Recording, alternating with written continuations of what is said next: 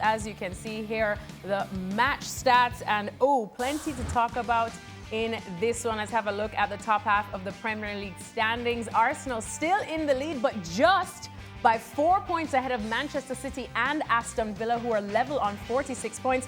As for Manchester United, well, they creep right into the top four on 38. Let's welcome in Frank Leboeuf, who made sure he was on time for this one. But Craig, let me start with you, because I don't think anybody really expected this result from United. Well, I certainly expected a little bit more hope for United off the back of the City game and the change of stewardship in terms of Ruben Amorim and all the negative speak around the club and the players and the team.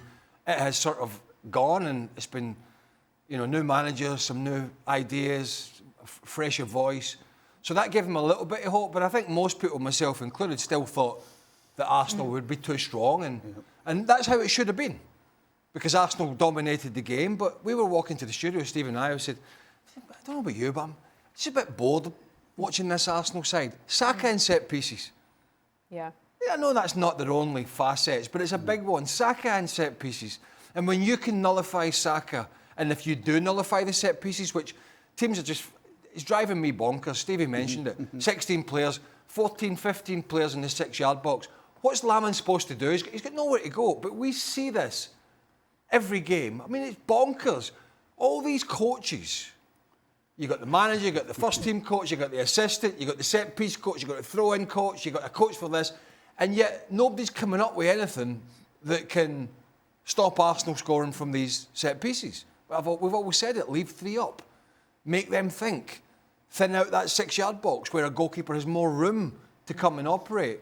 So at that point, we thought Arsenal were going to go on and win it, but you've got to give United a lot of credit, and Matthias Cunha has made a big difference coming off the bench in the last 2 games. I mean, it's a hell of a player to be able to bring on. Give United a lot of credit. That's not something Stevie Nicol likes to do. Stevie, I know you're rooting for Arsenal in this one very vigorously in front of the TV, but you're going to give United some credit?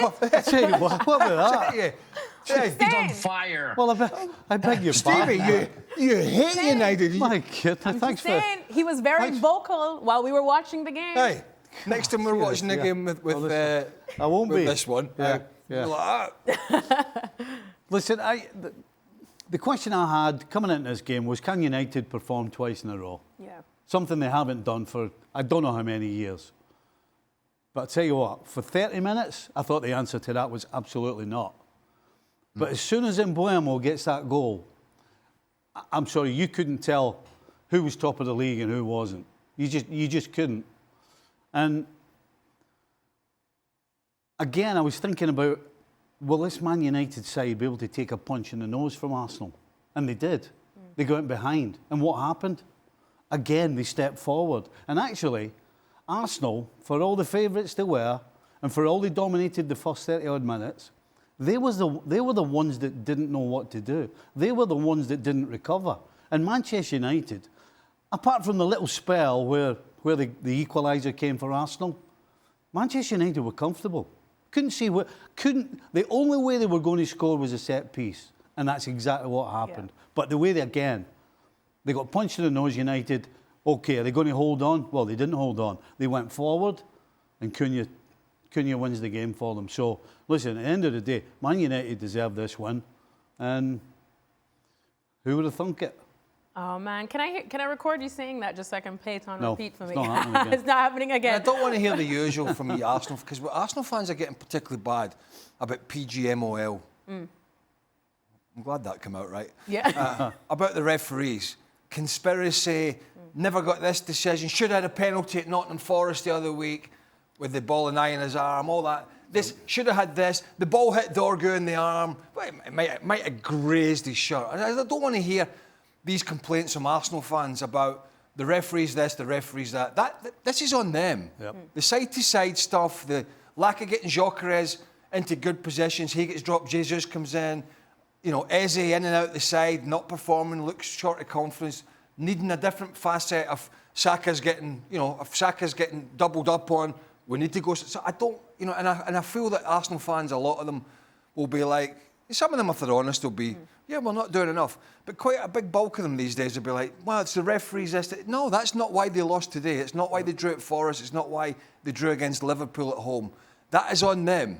And at the moment, they've got a big enough gap to get away with it. But maybe if this continues, depending what happens with City and Villa, maybe if this continues, they won't have that gap. So it's going to be a big 3 or 4 weeks for them. Frank, what did you think of the game and what the guys are saying about it? Agree with the guys, and it's been said a lot about Arsenal and the Gunners, but lately, I'm sorry, have been far from being impressive. And if they won games, you know, the way they were playing didn't please me. But I want to talk about Manchester United, what I saw, and I want to congratulate Michael Carrick because against City and today against the Gunners, I mean, they showed that Manchester United could be back. Of course, you don't want to make a very fast conclusion about what's going to happen to Manchester United, but the way they played, the spirit they put in the game, the intensity they put in the game reminds me the good time of the Manchester United from the 90s. Okay, we are far away from there, but they showed what they were capable of doing.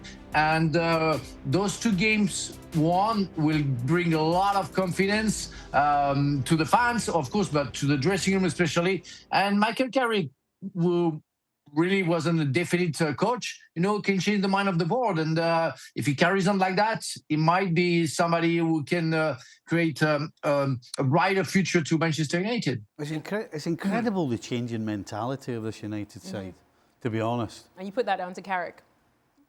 Well, it can't be anything else. What else can it be? Well, it's the same group of players. What's the chances of them winning those 2 games if they had continued with Ruben Amorim and his negative sort of... No, they wouldn't. I mean... Nobody would have put a penny on that. No. So, 100% down to Carrick and his staff for completely changing the mentality. Yes, it helps that they've got 1 game a week, but my goodness, you talk about organisation, you talk about everybody looks as though they know what the role is. I mean, all simple basic things that Amorim couldn't get them to do, that Carrick is getting them to do right now. Well, Kobe Mino wouldn't have played. No. He's played 2 games. Yeah. Bruno Fernandes would then have played deeper. Yep. He's played further up. They scored 3 today. They scored 2 against City, could have been 5. He was very influential. I know he was influential from a deeper position, but not as influential as he can be from that area where he's 20 yards further forward, where all of a sudden he can really affect the game. So those changes wouldn't have happened. And that was a big bugbear, that you've got one of the best creative players in the game and you're playing him alongside Casemiro. So, you know, we don't know what's going to happen with Michael Carrick in this team. It could all sort of falter and go a bit flat. But in terms of how you wanted to start, if you'd have said to him, take the job, you're playing City and Arsenal, he'd have been like, can't I just take it after those 2 games? So you know, that's how badly it could have gone. We were sitting here, and I was sitting here saying, what if they give him the job and they lose 5 games in the spin? How's that going to look and what they're going to... And honestly, you looked at the fixtures and you looked at the way the team were playing and you looked at all the negativity around it. You looked at the fixtures, you said, they could lose those 5. So to be able to turn it round with the first 2 to take you into the next fixtures was huge.